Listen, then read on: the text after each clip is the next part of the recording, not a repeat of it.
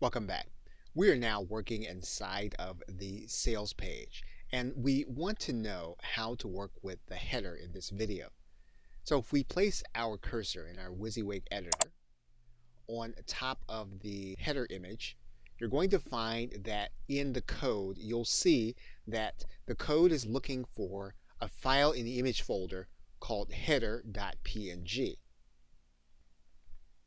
And you'll see that file here. And you'll notice that this file has certain dimensions. So if we were to hover over that file, you'd see that the dimensions are 650 pixels by 180 pixels. And you're also going to notice that the header extends all the way across the page, part of which is coding, but part of this is a file inside of the same folder.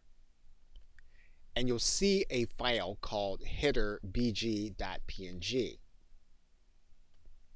And you'll see that reflected in the code in this area. So if we wanted to replace this header with a different file, we'd have two choices. One, we can place a new file here, and we can call that file header.png.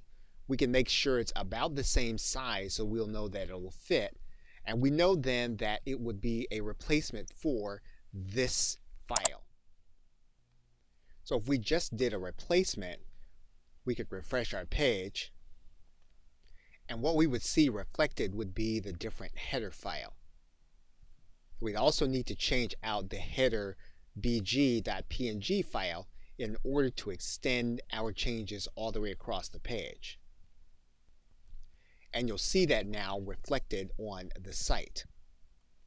So again, by finding the name of the file, we can make changes by changing out the header file for one with the same name, even though it has the look that we want once we've made our edits.